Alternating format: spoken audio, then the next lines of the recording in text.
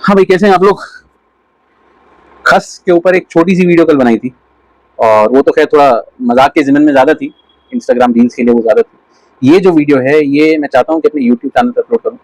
हमारा जो YouTube channel है, more than getting to know how a fragrance smells like, which is a very important part of this journey, मैं चाहता हूँ कि हम सब ग्रो करें अपनी नॉलेज में भी। खस ठंडा करता है। खस ठंडा क्यों करता है? खस हरा होता है या नहीं होता है? कहाँ का हरा होता है? क्यों होता है? जस्ट सेइंग कि खस एक नेचुरल एसी है, मतलब एसी ना बॉटल है, साउंड्स गुड, लेकिन ऐसा क्यों है? How does it happen?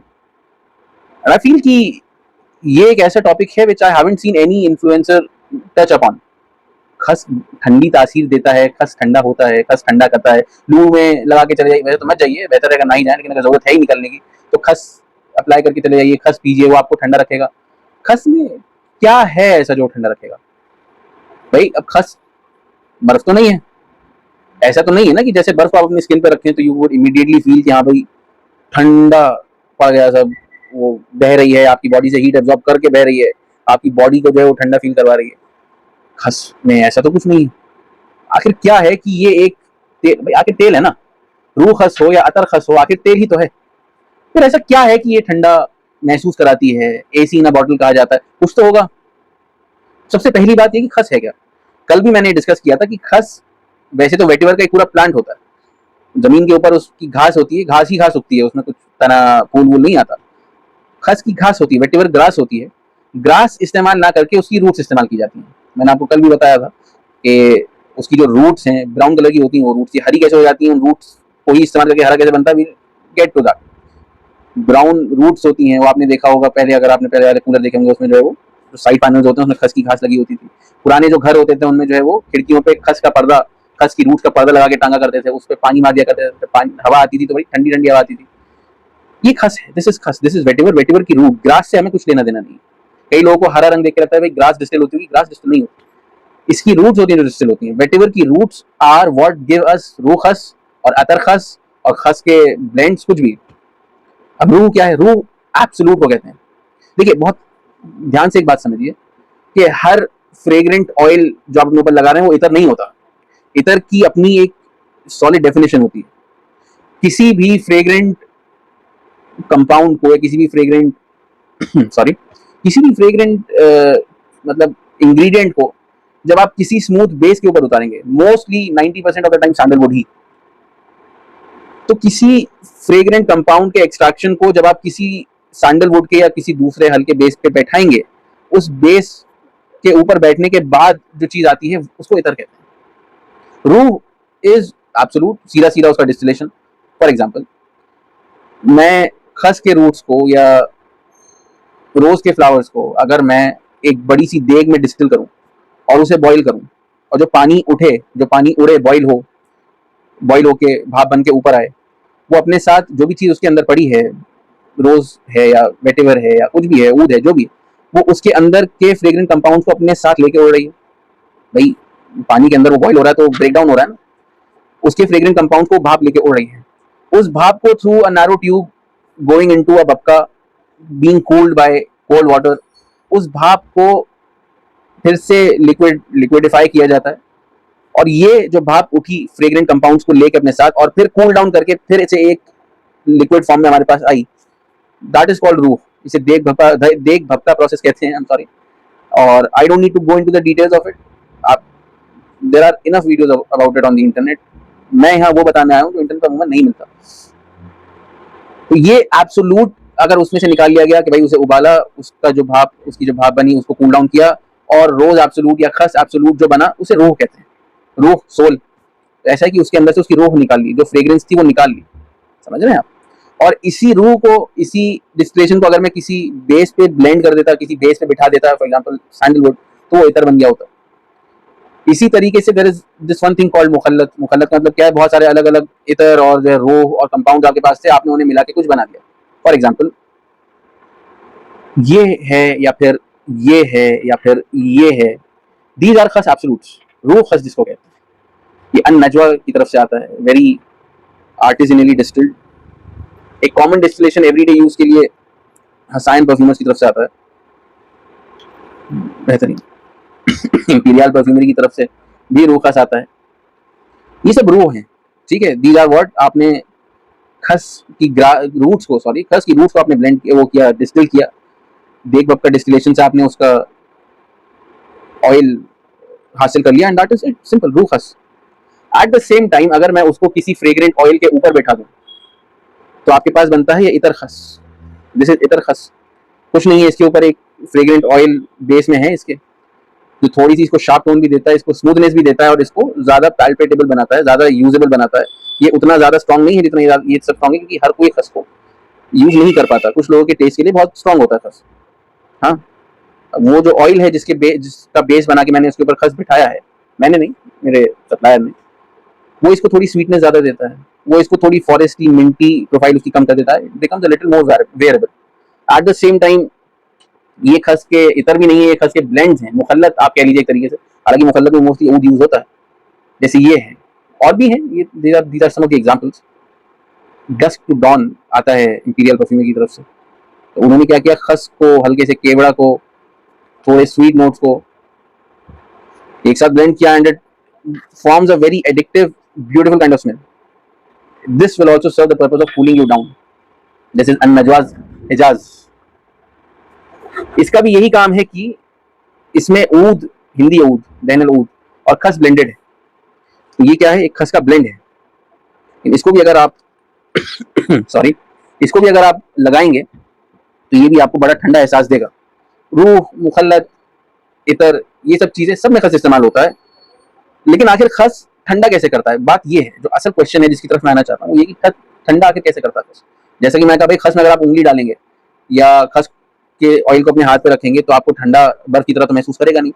फिर क्या मामला है कि ये लू को भी कॉम्बैट करता है, ये गर्मियों को भी जो है क्या कहते हैं कॉम्बैट करता है, आपको ठंडक का एहसास देता है। तो the way Khas cools you down is मेजॉरिटीली बहुत ज्यादा परसेंटेज साइकोलॉजिकली ओनली, ठीक है। फिजियोलॉजिकल एस्पेक्ट्स भी हैं, लेकिन majorly psychologically. See what happens is, खस की जो खुशबू होती है, हालांकि अभी हम डिस्कस करेंगे कि अलग अलग रीजन में उगा हुआ खस कैसे अलग अलग स्मेल देता है, लेकिन at the note, at the base of it, खस is going to be a little cool, a little grassy, mossy, थोड़ा सा फॉरेस्टी और ग्रीन स्मेल उसकी होगी, ठीक है। वेट सॉइल, स्पेशली इंडियन खस, बाहर के भी खस होते हैं, वो भी एक बेसिक ग्रासी टोन तो लेके चलते हैं, आखिर ग्रासी टोन तो आएगी, सॉइल लाइक टोन तो आएगी। व्हाट हैपेंस इज, जब आपने ऊपर ये खुशबू लगाते हैं ना, जो कि स्वीट है, ग्रासी है, फॉरेस्टी है, हल्की सी मिंटी है, लीफी है, तो ये आपके ब्रेन को एक इस किस्म की फीलिंग देती है, आपके ब्रेन को ये सोचने में मजबूर करती है। आपके ब्रेन को लगता है कि आप एक बारिश के बाद ग्रास लैंड में या फॉरेस्ट में बैठे हैं, आपको वेट सॉइल की खुशबू आ रही है, आपको लीव्स की खुशबू आ रही है, आपको फॉरेस्ट की मिंट की खुशबू आ रही है।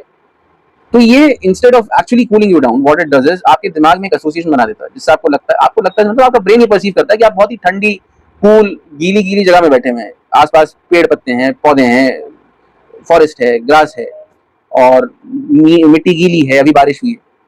अब क्योंकि आपको इस तरीके से फील करा के आपको एक काम डाउन कर देता है, तो आपको एक ठंडा ठंडा इफेक्ट मिलता है। एज आई सेड, ये आपके बॉडी टेम्परेचर को लिटरली कूल डाउन नहीं कर देगा, but it will give you an एहसास, अ फीलिंग कि आप जो है बड़ी ठंडी सी जगह में बैठे हैं, आपकी बॉडी ठंडी है, ठीक है।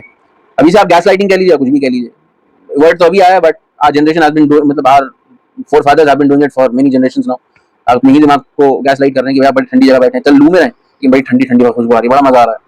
कहीं ना कहीं फिजियोलॉजिकल एस्पेक्ट भी है कि जब ये तेल आप अपने ऊपर लगाते हैं और ये तेल इवेपोरेट करता है, तो ये सीधा सीधा भाई फायदा है कि जो भी जब कोई चीज इवेपोरेट करती है कहीं से, तो जहाँ से इवेपोरेट करती है वहाँ ठंडक पैदा कर देती है। भाई आप सॉसर में चाय पीते हैं, क्यों पीते हैं?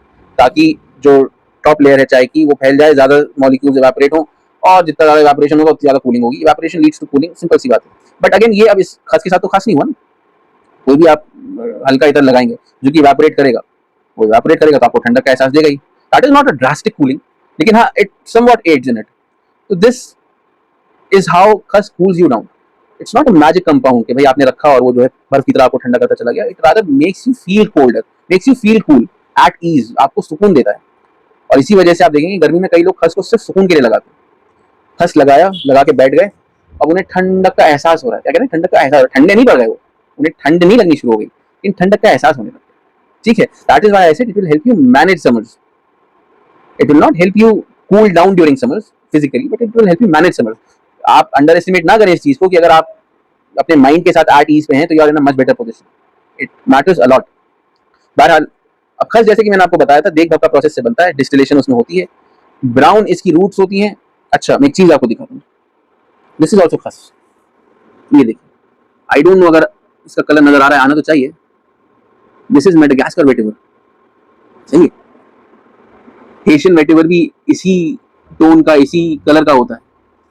Eight the same time you have Indian खस।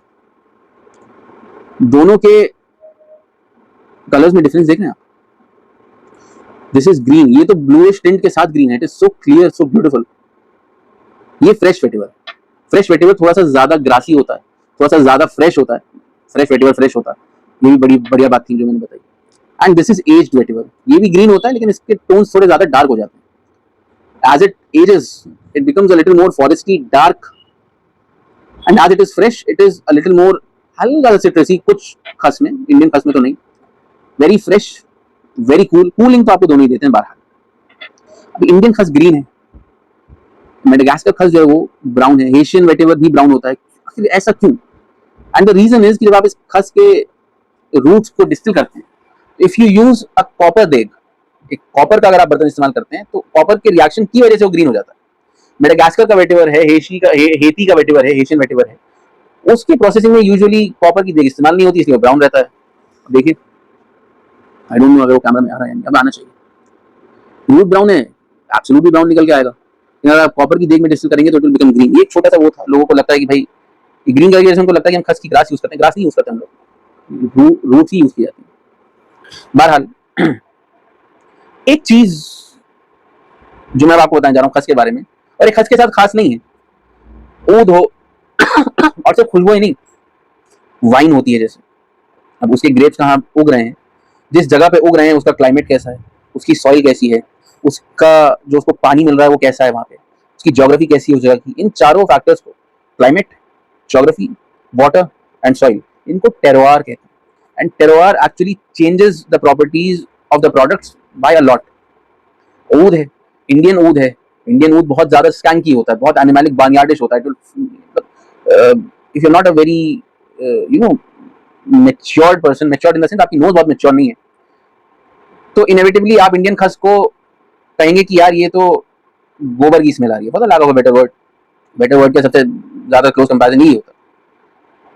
एक दो घंटे के ड्राई डाउन के बाद इट बिकम्स बेटर, बट जो टॉप नोट वो देता है स्कैंकी एनिमलिक बार्नियार्डिश टोन होती है, वो कभी आपको श्रीलंका के ऊद में नहीं मिलेगा। श्रीलंका का जो ऊद है वो आपको बहुत ही मतलब राइप मैंगोज की हल्की सी एम्बरग्रेस जैसी टोन देगा। At the same time Cambodian ऊद जो आपको बेरीज की स्मेल देगा, सोक्ड वुड की स्मेल वो भी देगा। बहरहाल ऊद पे एक दूसरी वीडियो कर लेंगे। What I am saying is that the terroir of a region it changes the products by a massive degree. यही खस में भी होता है। तो खस में अगर आप ये समझिए, अगर खस बड़ी ड्राई और यू नो रॉ की सॉइल पे उग रहा है, व्हाट विल हैपन इज उसकी जो सेंट प्रोफाइल होगी बहुत डार्क कॉन्सेंट्रेटेड होगी, क्योंकि ड्राई है, रॉकी सॉइल है, तो जो रूट्स है, जो प्लांट है, it you know it faces a lot of tension, और ज्यादा टेंशन की वजह से जो कंपाउंड्स बनते हैं वो बहुत ज्यादा कॉन्सेंट्रेटेड बनते हैं। अब इसका मतलब यही है कि अगर कोई ड्राई रॉकी सॉइल की के रीजन से कोई खस निकल के आ रहा है तो it will have a very deep smoky kind of Saint profile, heavy, very woody. ठीक है। Eight the same time Indian खस है, इंडियन खस उगता है आपके उत्तर प्रदेश में बहुत ज्यादा, अलीगढ़, हसायन, इन जगहों पे। अलीगढ़ में बहुत खस उगता है। अलीगढ़ एलुवियल सॉइल है, वेरी वेल इरिगेटेड सॉइल है, मानसून के साइकिल्स यहाँ पे चलते हैं। तो एक ऐसा रीजन जहाँ पे मानसून के साइकिल्स बहुत अच्छे हैं, जहाँ पे एलुवियल सॉइल है, तो आपको बहुत fresh Minty leaf like smell देगा, ग्रीन, बहुत ज्यादा कूल। जितना ज्यादा वाटर होगा, हैवी रेनफॉल वाला एरिया होगा, तो वो खस में से भी आपको कहीं ना कहीं वाटरी फ्रेशनेस मिलेगी। एलुवियल सॉइल है, वेल इरिगेटेड सॉइल है, तो आपको बहुत fresh green leafy minty notes मिलेंगे। And that is typical Indian रो खस। आपको वाटरी फ्रेशनेस मिलती है, आपको जैसा कि मैंने बताया बहुत फ्रेश ठंडा एहसास देने वाली जो है आपको खुशबू मिलती है। अब अगर कोई हॉट क्लाइमेट है जैसे इंडोनेशिया, जावानीज, या फिर आप मेडागास्कर वेटिवर की बात करें, मेडागास्कर का अफ्रीका के शोर के साइड में, east coast of Africa, tropical climate है, रेड एलुवियल सॉइल तो नहीं, आपकी रेड सॉइल होती है, ट्रॉपिकल क्लाइमेट है। तो मेडागास्कर का जो वेटिवर है वो स्वीट होगा लेकिन बहुत अर्दी और बहुत वार्म होगा। ये तो एक तरीका है बताने का, लेकिन अगर मैं आपको सच बताऊं, I use Madagascar oil, Madagascar vetiver oil, और शुरू में आपको बहुत शार्प मतलब वो सेंट देता है, ऐसा लगता है आप मस्टर्ड ऑयल आपने स्मेल कर लिया, you know it rashes into your nose very sharply.